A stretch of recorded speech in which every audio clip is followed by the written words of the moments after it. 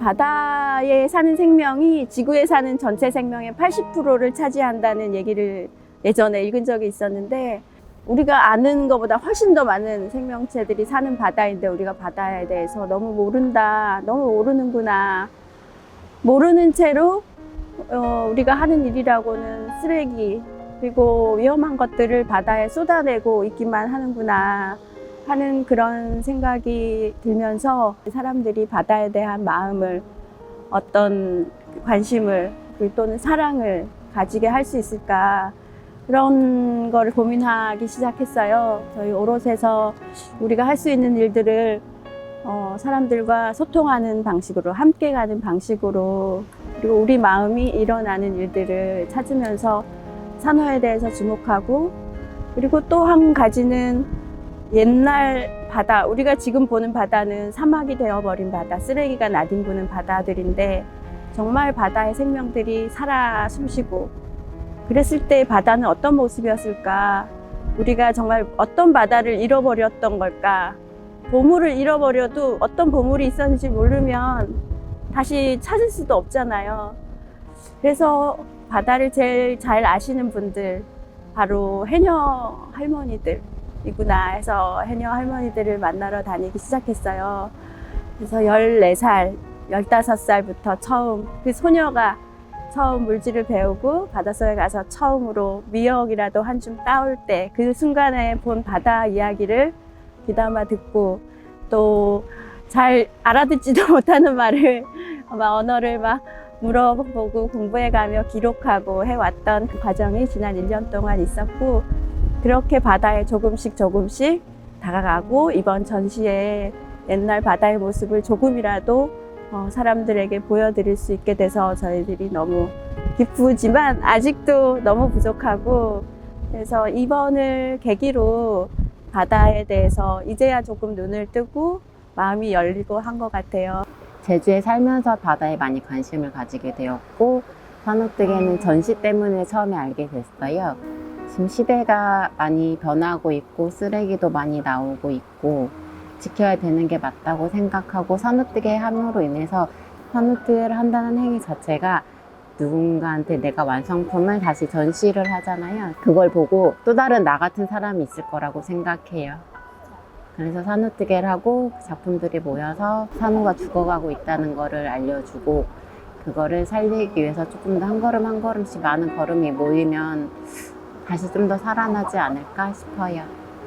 엄마랑 뜨다 보니까 많이 뜨게 돼가지고 재밌었고, 우리가 산호를 쓰레기를 많이 버리면 안 돼요. 그리고 기름 적당히 쓰고 전기도 적당히 쓰고 이래야지, 골고루 써야지. 물건도 아껴 쓰고 돈도 아껴 쓰고 물도 아껴 쓰고 이래야지 바다도 좋고 산호도 좋아요.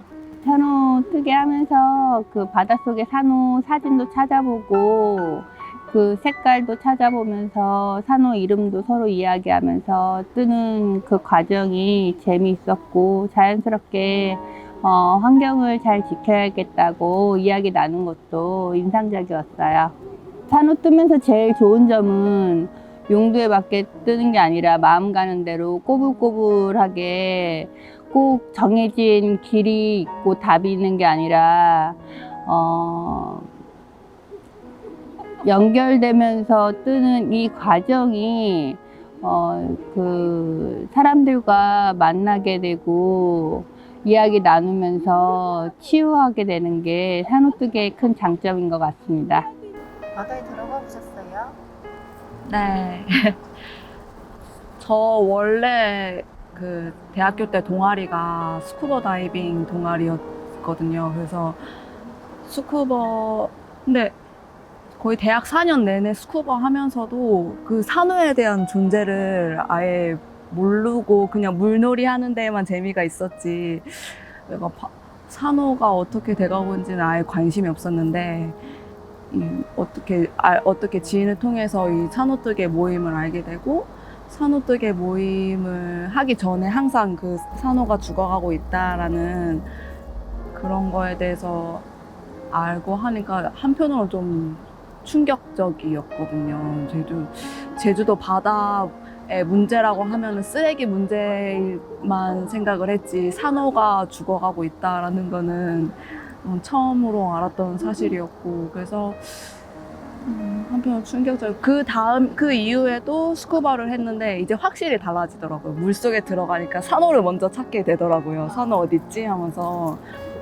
한편으로는 이 뜨개 모임을 한다고 해서 뭐 산호가 살릴 수 있나 이런 의구심도 없지 않아 있었는데, 근데 이런 한 사람 한 사람 행위가 이제 또 알려지고 또 그렇게 자연스럽게 홍보 효과도 되는 것 같고 캠페인도 되는 것 같으면서 제 주변 친구들도 산호 왜 이거 산호 뜨개 왜 하고 있는 거야? 뜨개질 이거 왜 하고 있는 거야? 하면서 서서히 그렇게 자연스럽게 산호에 대해서 알려주게 된 것 같아서 한편으로는 이 뜨개 모임 하는 게 보람차기도 한 것 같아요. 제주도에서 나고 자라서 바다에 대한 추억들이 되게 많아요. 근데 바다의 생물도 굉장히 다양하고 그 생물들이 되게 아름답잖아요. 그거를 이렇게 들여다보면 자연에 대한 경외심이 안 생길 수가 없는데 그런 것이 점점 사라지고 그거를 만나는 시간들도 요즘 애들이 많지가 않은 것 같아요. 그래서 사람이 살아가는데 자연하고 동떨어진 행복감이라는 게 있을까? 생각해보면 그렇지 않은 것 같아요. 자연이 되게 중요하고, 그래서 그 자연이 굉장히 급속히 파괴되어 가니까 이런 거를 같이 생각을 공유하고 있는 사람들이 있다. 다시 한번 생각해보자. 이런 움직임이 되게 소중해진 시대 같아요. 뜨개질을 하면 명상을 하는 효과가 있는 거를 저는 느꼈어요. 어떤 복잡하지 않은 단순한 동작만으로도 산호가 되고 이런 단순한 동작들을 하다 보면 나도 모르게 집중력이 생기면서 반복되는 리듬을 느끼는데 그 리듬이 굉장히 집중력을 불러오게 하는 것 같고 저는 명상을 하는 듯한 느낌을 받았는데 바닷속을 제가 들어가 보지는 않았지만 이 산호를 뜨면서 바다를 생각하게 되는 효과까지 나타났는데 그 바다가 잠깐만 바다가 왜 나와? 산호가 뜨개질을 하면서 반복되는 리듬을 타다 보면 어느새 산호가 되어 있어요. 굉장히 아름다운 산호가 되어 있고 내가 이 선택한 색깔이 과연 바닷속에 있을까 이런 산호가 근데 실제로 존재하고 있고 내가 그 산호를 떴을 때의 굉장한 아름다움을 느꼈는데 이 산호의 색의 조화가 너무 아름다운 거예요. 다 떴는데 그래서 너무 뿌듯한 성취감을 느낀 적이 많아요.